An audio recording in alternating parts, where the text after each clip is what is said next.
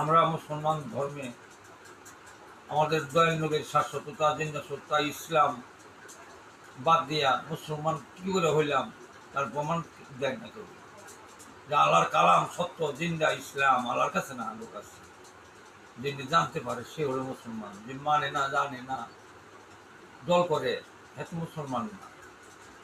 ফরজ সাক্ষী জানে না, ফরজ করে এই বিচারক এই পৃথিবীর কেউ যদি নাও করে তো আল্লাহ তো মিস করবে না।